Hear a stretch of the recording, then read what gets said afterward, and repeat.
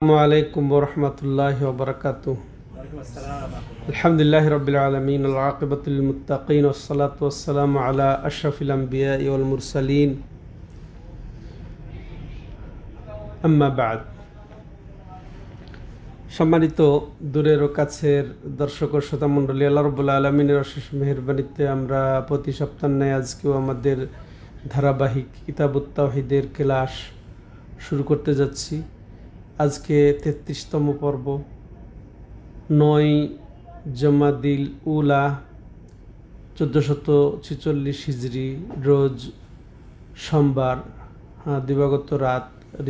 রিয়াদস্থ বাথা Islamic সেন্টারে আমরা এই ক্লাস শুরু করতে যাচ্ছি। তো এই অধ্যায়ে লেখক রাহিমাহুল্লাহ মাশাআল্লাহ তার তাওহীদের যথাযথ সাব্যস্তকরণ পদ্ধতির যে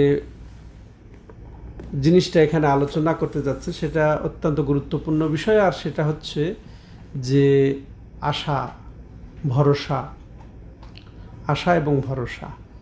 আমরা ইতিপূর্বেও শুনেছি যে ইবাদতের তিনটি মূল জিনিস রয়েছে। একটি হচ্ছে মহব্বত, আর একটি হচ্ছে ভালোবাসা, আর একটি হচ্ছে আশা ভরসা। তো এই তিনটি জিনিস যদি থাকে তাহলে সেটা ইবাদত গণ্য হবে, সে ইবাদত কবুল হবে। এটা দৃষ্টান্ত দিয়েছি এর আগে। একটা পাখির থাকে কি কাল্ব বা মাথা আর দুটা বাহু, দুটা ডানা।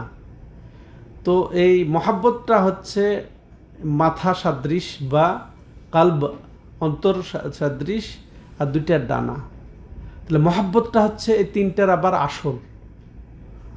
মহাব্বতটা আসলে মহাব্বতের মধ্যে ইবাদতটা মহাব্বত কায়েমের জন্যেই আসল ইবাদত শাব্দিক অর্থ হচ্ছে খুদু আত-তাযাল্লুল, এই বিনয়, মানে বিনয়, তারপর নমনীয়তা, ইবাদতের এটা কাম্য। তো এখানে মহাব্বতেরও একই উদ্দেশ্য, মহব্বত কায়েম করাটাই উদ্দেশ্য, আল্লাহর মহব্বত।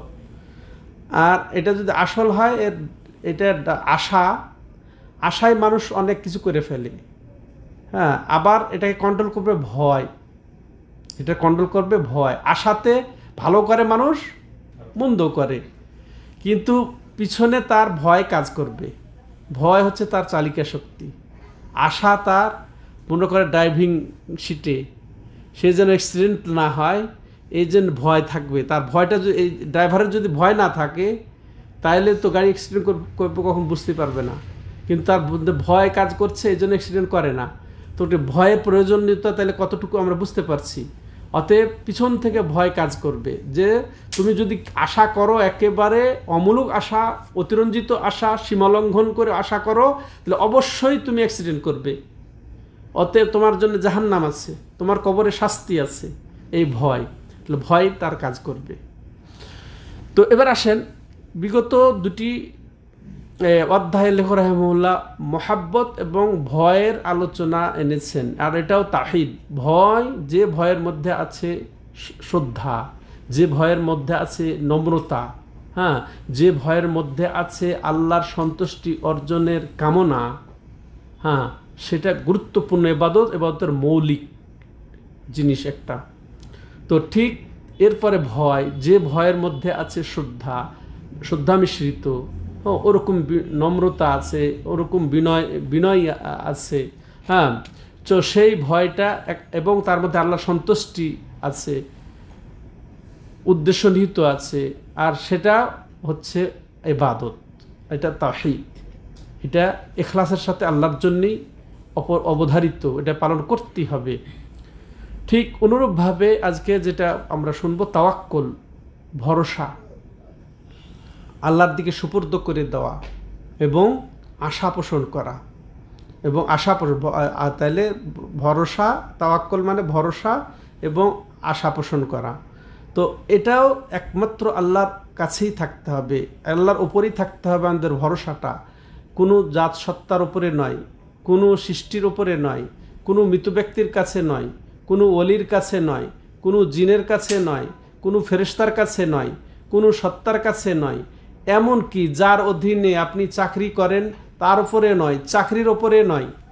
হ্যাঁ, আপনার চাকরি আছে, চাকরির উপরে ভরসা নয়। আপনার ব্যবসা আছে, ব্যবসার উপরে ভরসা নয়। এটা জাস্ট আমরা পরিশেষে আমরা এই ভরসার প্রকার বললে ওটা আরও ক্লিয়ার হয়ে যাবে যে আপনার উপায় অবলম্বন আছে, ওর উপরে আপনি ভরসা করবেন, আল্লাহর উপরে ভরসা ছেড়ে দিবেন, এটা নয়। বরং সর্ব অবস্থায় আমাদের ভরসা থাকবে কার উপরে? আল্লাহর উপরে। আশা থাকবে কার উপরে? আল্লাহর উপরে। আর এটা হচ্ছে তাওহীদ, এটা হচ্ছে ইবাদত। সেই জন্যে লেখক রাহিমাহুল্লাহ তার এই 33তম অধ্যায়ে এই ভরসা আশার তিনি আলোচনা এনেছেন যে এটা হচ্ছে আল্লাহর হক, অর্থাৎ এটাকে একনিষ্ঠভাবে আল্লাহর জন্য ইখলাসের সাথে নিবেদন করাটাই হচ্ছে কাম্য, এটা তাওহীদ। আর এটা অন্যর উপরে করলে সেটা হবে শিরিক। তাহলে এটা বুঝার উপরে তাওহীদ আপনার নির্ভর করছে। তাহলে এটা অনেক সময় মানুষের থেকে একেবারে তাওহীদ শূন্য হয়ে যায় এটার কারণেই যে একমাত্র যদি কোনো ওলির উপরে ভরসা করে, মৃত ব্যক্তির উপরে ভরসা করে, তাওহীদ শূন্য হয়ে যাবে, তাওহীদ সম্পূর্ণরূপে একেবারে ডিলিট হয়ে যাবে তার মধ্যে থেকে। আর যদি এটা উপায় উপকরণ মনে করে যে এটা উপায় উপকরণ, তার উপরে আমার ভরসা, অর্থাৎ তার কারণ এই চাকরির উপরে ভরসা, এই গাড়ির উপরে আমার ভরসা, এটা উপায় উপকরণ মনে করলেও সেটা ছোট শিরকের অন্তর্ভুক্ত হবে, সেটাও গুনাহ হবে। এটা যে আপনি এটা একটা কারণ হিসেবে অভিহিত করেছেন। আপনি গাড়ি কিনলেও শুরু থেকে শেষ আপনি আল্লাহর উপরে ভরসা করবেন যে আল্লাহ যেন এই গাড়ির বরকতে বা এই গাড়ির ওসিলায় আমাকে আল্লাহ রাব্বুল আলামিন রিজিকের ব্যবস্থা করে। চাইবো কার কাছে? আল্লাহর কাছেই। ভরসা আল্লাহর উপরে, ওই গাড়ির উপরে না, তারপরে ওই ব্যবসার উপরে না। তো এই জন্যেই এই লেখক রাহিমাহুল্লাহ এই অধ্যায়টা এখানে যুক্ত করেছেন। তাহলে আমরা অধ্যায়ের সাথে এই কিতাবের সামঞ্জস্যতা পেলাম। এবার আসেন লেখক রাহিমাহুল্লাহ তার রীতি অনুযায়ী দলিল উপস্থাপন করছেন। এখানে প্রায় 3-4টি আয়াত তিনি উপস্থাপন করেছেন, একটি মাত্র হাদিস দিয়ে এই বিষয়টার দলিল উপস্থাপন করেছেন।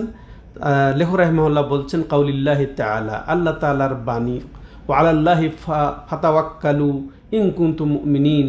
সূরা মায়দার 23 নম্বর আয়াতে আল্লাহ কি বলেছেন যে আল্লাহর উপরেই ভরসা করো যদি তোমরা মুমিন হও।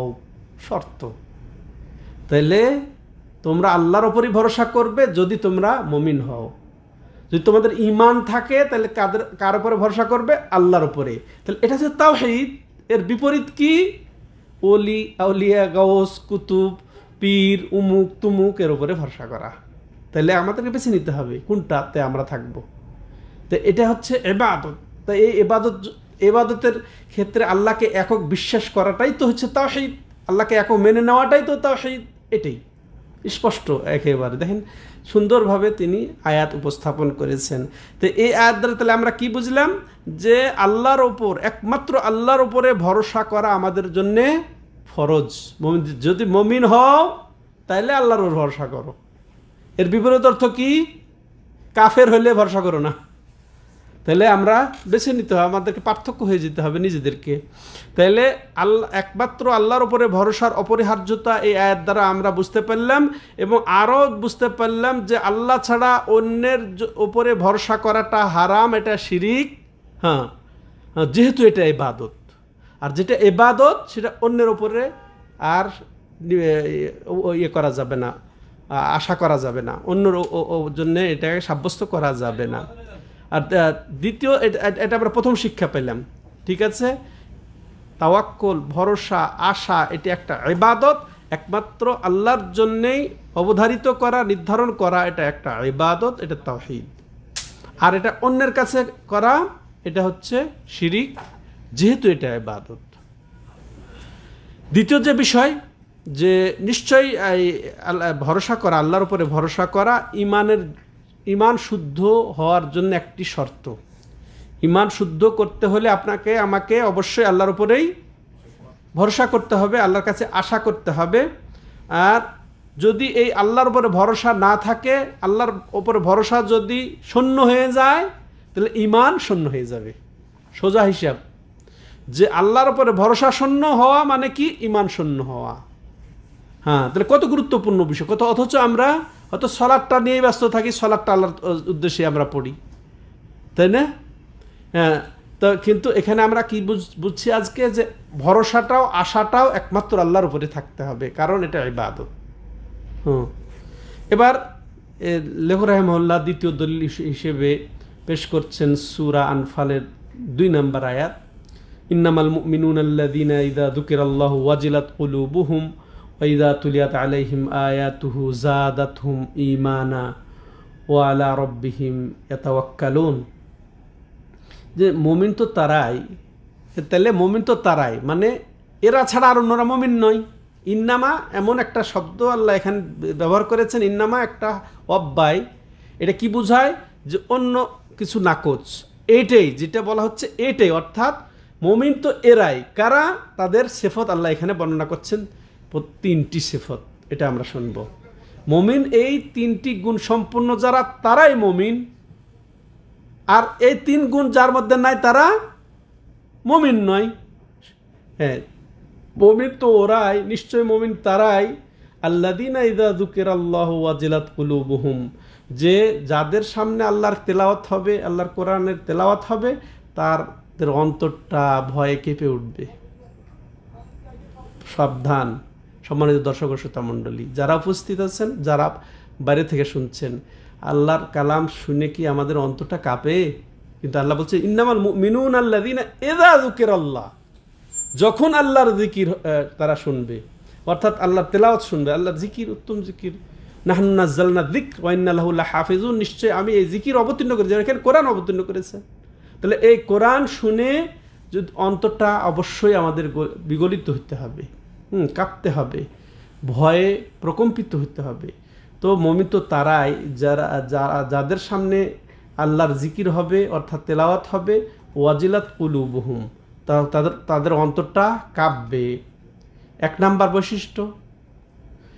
ও তারপরে কি বলছেন? ওয়াইদা তুলিয়াত আলাইহিম আয়াতুহু যাদাতহুম ঈমানা, শুধু তাই নয়, কাঁপবেই না, যখন আল্লাহ রাব্বুল আলামিনের আয়াত তিলাওয়াত করা হবে তার উপরে, তখন যাদাতহুম ঈমানা, তাদের ঈমানটা বেড়ে যাবে, ঈমানটা বৃদ্ধি পেয়ে যাবে। দ্বিতীয় গুণ মুমিনের। তাহলে ঈমানটা বাড়ে। হ্যাঁ, তেলাওয়াত শুনলে ঈমান বাড়ে, তেলাওয়াত করলে ঈমান বাড়ে। তাহলে বাড়ে কি বাড়ে না, সেটা আমাদের খোঁজ নিতে হবে। নিজেদেরকে আজকে থেকে খোঁজ নেই যে তেলাওয়াত করলে, তেলাওয়াত শুনলে ঈমান বাড়ে কি বাড়ে না। হ্যাঁ, তাহলে এখানে আরেকটা জিনিস, যে ঈমান বাড়ে এবং কমে। ঈমান বাড়ে কিসের মাধ্যমে? তেলাওয়াতের মাধ্যমে। ঈমান বাড়ে কিসের মাধ্যমে? সলাতের মাধ্যমে। ঈমান বাড়ে কিসের মাধ্যমে? যাকাত দেওয়ার মাধ্যমে। ঈমান বাড়ে কিসের মাধ্যমে? সিয়াম পালন করার মাধ্যমে, হজ করার মাধ্যমে, দান খয়রাতের মাধ্যমে। যত আমল সৎ আমল করা হবে, তত ঈমান বাড়বে। আর যত গুনাহ করা হবে, গুনহার মাধ্যমে ঈমান কমে। কমতে কমতে যদি শিরক করে, শিরক গুনাহ, অন্য গুনাহ, চুরি ডাকাতি, এগুলা, সুদ ঘুষ খাওয়া, এগুলাও গুনাহ, তাই না? কিন্তু কেউ যদি আবার শিরিক করে, গুনাহ এটাও, ওটাও গুনাহ, কিন্তু শিরকের গুনাহ যদি করে, তাহলে ঈমান শেষ হয়ে যাবে, নিঃশেষ হয়ে যাবে, তাই না? তাহলে পাপের মাধ্যমে ঈমান কমে যায়, এমনকি শেষ হয়ে যায়, ঈমান নষ্টও হয়ে যায়। তাহলে এটা বুঝতে হবে। তাহলে ঈমান বাড়ে এবং কমে। তাহলে ঈমান কমার দিক দিয়েও কারো বেশি কমে, তার কারো কম কমে। তেমন ঈমান বাড়ে, কারো বেশি বাড়ে, কারো কম বাড়ে। তাহলে ঈমান সব একরকম নয়। আমাদের সমাজের প্রচলিত আকীদা আছে ঈমান বাড়েও না, কমও নয়। একটা ঈমান, একটা সাধারণ জিনিস, একটা ব্যাপক জিনিস, বাস ঈমান একটাই, এর কমার কিছু নেই, বাড়ারও কিছু নেই। ঈমান আনছি তো আনছি, এটা লয় ক্ষয় হবে না, এটা হচ্ছে কিছু লোকের ধারণা। না, এটা একেবারে ভ্রান্ত কথা। এটা আল্লাহ বলছেন কি, যে ঈমান বেড়ে যায় তাদের, তেলাওয়াত শুনলে তাদের ঈমান বেড়ে যায়। তাইলে কি আমরা বলবো যে জিবরিল ফেরেশতার ঈমান আর সাহাবাদের ঈমান এক? অসম্ভব। আমরা কি বলবো আবু বকর রাদিয়াল্লাহু তাআলা আনহুর ঈমান আর আমার ঈমান এক? অসম্ভব।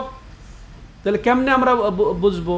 তো ঠিক তেমনই ভাবে গুনাহগার, হ্যাঁ, গুনাহগার যারা তাদের ইমান কমে, এবং বড় গুনাহগার যারা তাদের ওইরকমভাবে বেশি কমে, কমতে কমতে হতে বললাম। এরপরে আল্লাহ বলছেন কি, যেটা আলোচ্য বিষয়ের সাথে সম্পর্ক, এই জন্য লেখক রাহিমাহুল্লাহ আয়াতটি এখানে স্থাপন করেছেন, ওয়া আলা রাব্বিহিম ইয়াতাওয়াক্কালুন, এবং তারা তাদের রবের ওপরেই ভরসা করে, তাওয়াক্কুল করে। ঠিক আছে, তাহলে ইমানদার তো তারাই যারা আল্লাহর জিকির শুনলে, যখন আল্লাহর জিকির করা হয় তাদের অন্তরটা কেঁপে ওঠে, ভয় পেয়ে যায়, আর তাদের উপরে যখন তেলাওয়াত হয় তখন তাদের ইমান বৃদ্ধি পেয়ে যায়।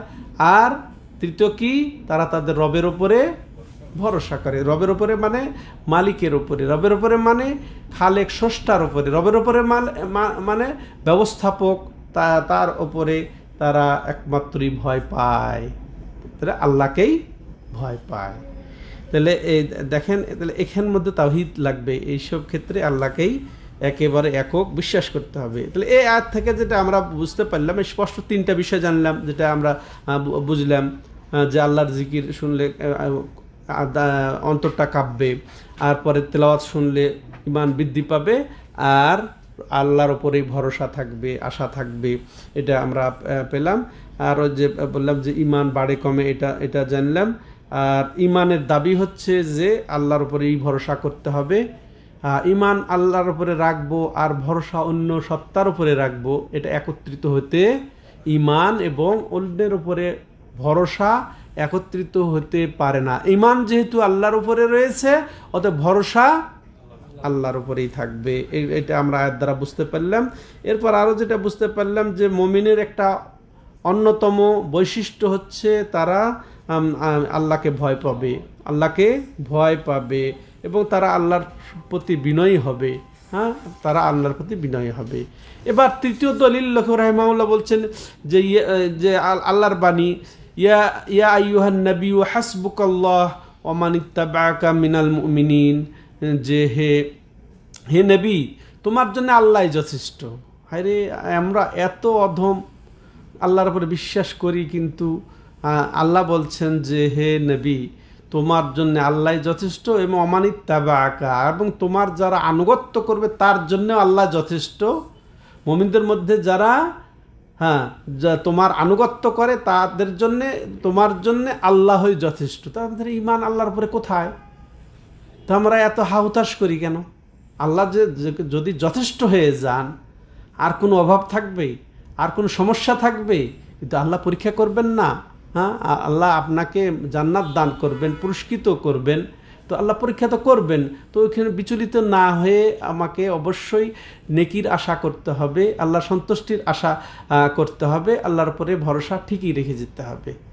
তো এখানে আল্লাহ নবী সাল্লাল্লাহু আলাইহি সাল্লামকে স্বয়ং সম্বোধন করে বলছেন যে হে নবী, আল্লাহ তোমার জন্যে এবং মুমিনদের মধ্যে যারা তোমার আনুগত্যশীল তাদের জন্যে তিনি যথেষ্ট, আল্লাহই যথেষ্ট। তাইলে তার উপরেই তাহলে ভরসা করতে হবে, এটা দ্বারা এটাই বোঝানো হচ্ছে। তা আল্লাহর উপরেই আমাদেরকে ভরসা করতে হবে, আল্লাহ ছাড়া অন্যের উপর ভরসা করা যাবে না।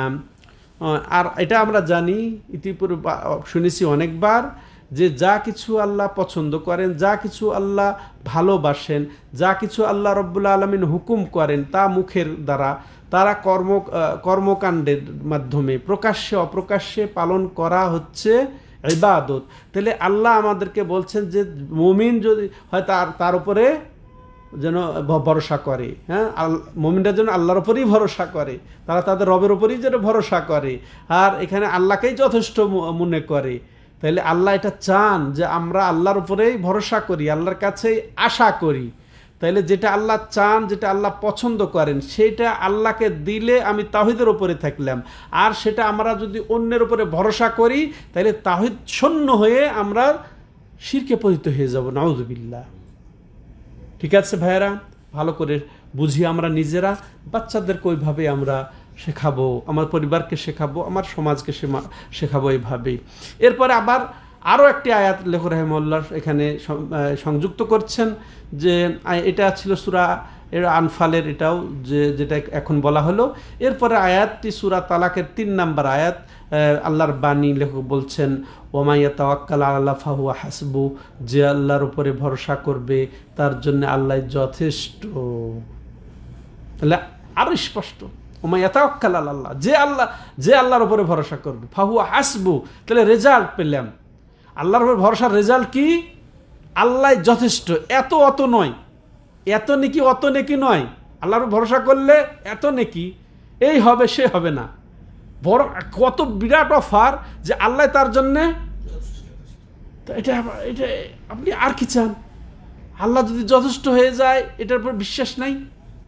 হ্যাঁ, বিশ্বাস হলে তো আর কেন তাইলে আমার আর কোনো দরজায় যাওয়ার প্রয়োজন নেই। হ্যাঁ, কোনো বাবার দরবারে যাওয়ার কোনোই দরকার নেই, কোনো মাজারে দরগায় যাওয়ার কোনো প্রয়োজন নেই। যে আল্লাহর উপর ভরসা করবে তার জন্য আল্লাহ যথেষ্ট। এটা আল্লাহর কথা। তাহলে এই আয়াত থেকে আমরা যেটা জানতে পারলাম যে আল্লাহর উপরে ভরসা করা ফরজ, আল্লাহর উপরে ভরসা করা ফরজ। আর এটা বড় বড় যত ইবাদত আছে তার মধ্যে অন্যতম একটি ইবাদত। আরও যেটা জানলাম যে এই তাওয়াক্কুল বা আল্লাহর উপরে আশা ভরসার ইবাদতের ফজিলত হচ্ছে কি? আল্লাহ তার জন্যে যথেষ্ট। হ্যাঁ, আর এটা আমার উপকার সাধন এবং যত ক্ষতি থেকে মুক্ত হওয়ার একটা অন্যতম উপায়। আল্লাহর উপরে ভরসা, ভালো করে মনে রাখি আমরা, আল্লাহর উপরে ভরসা উপকার সাধন এবং ক্ষতি থেকে মুক্ত থাকার অন্যতম কি বলেন মাধ্যম বা উপায়। আবার শোনেন, আল্লাহর উপরে ভরসা করা এটা যত উপকার সাধন, উপকার এটা পাওয়ার এবং যত ক্ষতি থেকে বাঁচার অন্যতম উপায়। মনে থাকবে আজীবন, তাহলে আর যেন টেনশন না থাকে। যদি উপকার আমি পেতে চাই আর যদি ক্ষতি থেকে মুক্ত হতে থাকতে চাই, তাহলে অবশ্যই আল্লাহকে ভরসা করতে হবে। এরপরে আমার যেরকম কর্ম সেরকম ফল। হ্যাঁ, তো আল্লাহর ওপরে যদি ভরসা করি, ফল হিসেবে আল্লাহ বলছেন কি তার জন্য যথেষ্ট। ঠিক আছে, ভরসা করব না, আল্লাহ যথেষ্ট হবেন না, অভাব শেষ হবে না, সমস্যা কাটবে না। স্পষ্ট আল্লাহর এটা বিধান। এই এতটুক প্রায় 4টা আয়াত লেখক রাহিমাহুল্লাহ এর উপরে দলিল উপস্থাপন করার পরে হাদিস উপস্থাপন করছেন। হাদিসটি ইমাম বুখারী তার সহিহ বুখারীতে, ইমাম নাসাই তার সহিহ সুনান নাসাইতে উল্লেখ করেছেন। হ্যাঁ, এখানে বর্ণনাকারী আব্দুল্লাহ ইবনে আব্বাস রাদিয়াল্লাহু তাআলা আনহুমা, হ্যাঁ, তিনি বলছেন যে আন ইবনে আব্বাস রাদিয়াল্লাহু আনহুমা قال হাসবুনাল্লাহু ওয়া নি'মাল ওয়াকিল। এই যে হাসবুনাল্লাহু ওয়া নি'মাল, উনি বলছেন কি যে এই এটা আয়াতের অংশ, হাসবুনাল্লাহু ওয়া নি'মাল ওয়াকিল, আমাদের জন্য আল্লাহই যথেষ্ট আর তিনি সর্বোত্তম অভিভাবক। ক্বালাহা ইব্রাহিম আলাইহিস সালাম হিনা উলকিয়া ফিন্নার। এই দোয়াটা, এই অংশটা, এই কালেমাটা পড়েছিলেন কে? ইব্রাহিম আলাইহিস সালাম, যখন তাকে অগ্নিতে ফেলা হয়েছিল। ওয়াকালাহা মুহাম্মাদুন সাল্লাল্লাহু আলাইহি ওয়াসাল্লাম হিনা ক্বালু লাহু ইন্নান নাসা ক্বাদ জামাউ লাকুম ফাখশাউহুম ফাজাদাহুম ঈমানা ওয়া ক্বালু হাসবুনাল্লাহু ওয়া নি'মাল ওয়াকিল। সূরা আল ইমরান 173 নম্বর আয়াত। তো আর এই হাসবুনাল্লাহু ওয়া নি'মাল ওয়াকিল বলেছিলেন ইব্রাহিম আলাইহিস সালাম যখন তারা বলেছিল, অর্থাৎ কাফেররা মক্কার যে ইন্নান নাসা ক্বাদ জামাউ লাকুম, যে তোমার বিরুদ্ধে সব একেবারে বাহিনী প্রস্তুত হয়ে গেছে তোমাকে একেবারে শেষ করে খতম করে দেওয়ার জন্যে। হ্যাঁ, খতম করে দেওয়ার জন্যে যখন ভয় বা হুঁশিয়ারি দিল, তো এবং বলছে কি ফাখশাউহুম, অতএব তাদেরকে ভয় করো, তুমি তোমার দিন থেকে ফিরে আসো, তোমার দাওয়াত থেকে ফিরে আসো। ফাজাদাহুম ঈমানা, তখন কি হলো যে তাদের ঈমান বেড়ে গেল। কার? মুহাম্মদ এবং তার সাহাবাদের ঈমান বেড়ে গেল। ফাজাদাহুম ঈমান, তাহলে দেখেন তাদের ওই ভয় দেখার পর ঈমানটা আরো বেড়ে গেল। ওয়াকালু, আর কি বলল মুখে? অন্তরে তো ঈমান আরো বেড়ে গেল, আর মুখে কি বলল? হাসবুনাল্লাহু ওয়া নি'মাল ওয়াকিল। তোমরা কি করবে? যে আমাদের জন্য আল্লাহ যথেষ্ট আর তিনি হচ্ছেন আমাদের উত্তম অভিভাবক। খালাস। তাহলে মাশাআল্লাহ সম্মানিত ভাইয়েরা, এই চমৎকার একটি গুরুত্বপূর্ণ একটা দোয়া, এটা আমাদের বলা উচিত। হ্যাঁ, তো এখানে ইব্রাহিম আলাইহিস সালামকে যখন তার জাতি বাবা সহ তারা অগ্নিকুণ্ড প্রজ্বলিত করে একেবারে ওই চড়কের মাধ্যমে যখন নিক্ষেপ নিক্ষেপ হয়ে যাচ্ছেন, ওই সময় তিনি এটা বলেছিলেন। আর আল্লাহ তখন বলেছিলেন ওদিক থেকে কুনি বারদাউ ওয়া সালামান আলা ইব্রাহিম, কুনি বারদাউ ওয়া সালামান আলা ইব্রাহিম। আল্লাহ রাব্বুল আলামিন সরাসরি আগুনকে এটাই নির্দেশ দিলেন যে হে আগুন, তুমি একেবারে হয়ে যাও, বারদান ওয়া সালাম, ঠান্ডা এবং নিরাপদ হয়ে যাও। দেখেন আল্লাহ দুইটা শব্দ এখানে বলেছেন। শুধু ঠান্ডা হতে বললে তো একের বরফ হয়ে যেত, তাহলে হিট করলে আরো বিপরীত হয়ে যেতে পারতো, তাই না? একে গরমের বিপরীত হয়ে যেত, তাহলে ওটাও তার জন্য ক্ষতিকারক হয়ে যেত।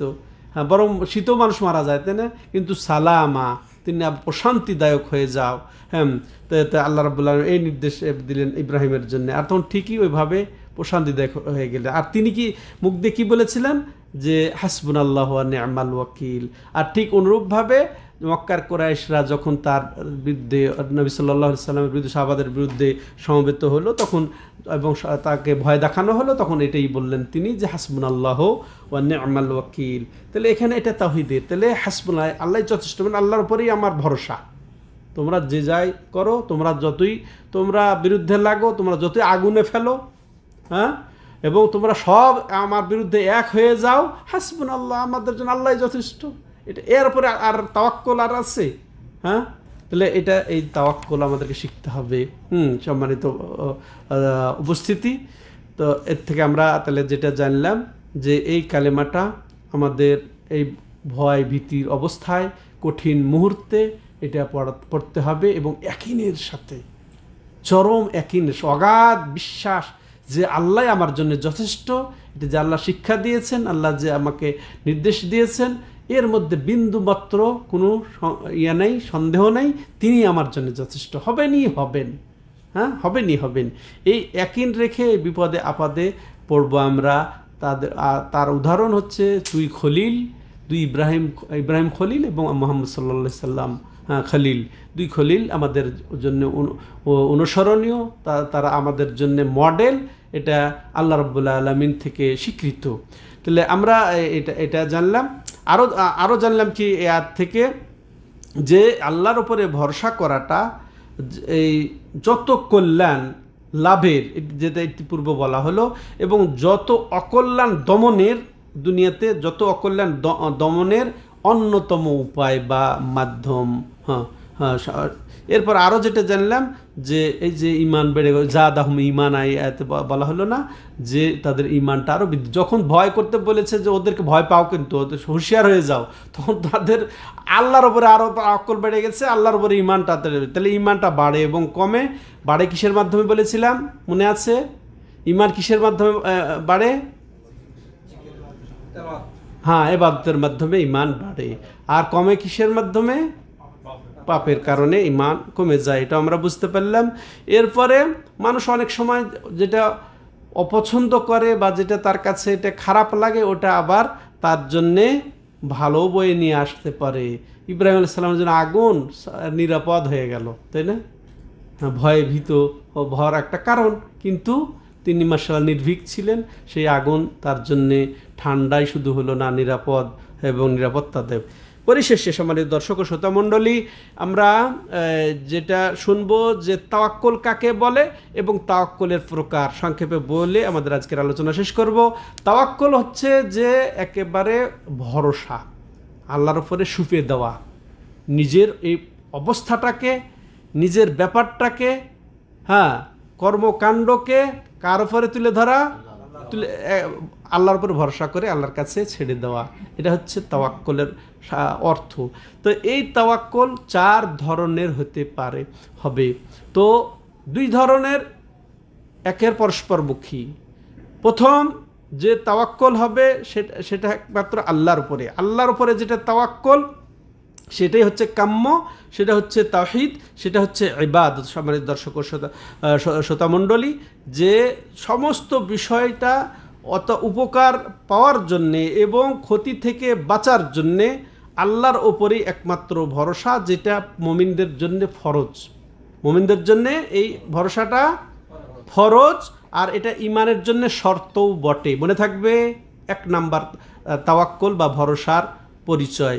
দ্বিতীয় হচ্ছে ঠিক এর বিপরীতে কোনো সৃষ্টির ওপরে ভরসা, বা কোনো মৃত্যুর উপরে ভরসা, কোনো ওলির উপরে, এমনকি নবী সাল্লাল্লাহু আলাইহি সাল্লামের ওপরেও যদি কেউ ভরসা করে যেটা তার সামর্থ্যের বাইরে, যেটা আল্লাহ ছাড়া আর কারো হাতে নেই, এরকম কিছুর ওপরে যদি কোনো সৃষ্টির ওপরে ভরসা করা হয়, হ্যাঁ, তো সেটা কি হবে? সেটা অবশ্যই শিরক হবে। সেটা অবশ্যই শিরক হবে। সেটা মৃত ব্যক্তির উপরে হোক অথবা গায়েবের কোনো কারো উপরে হোক।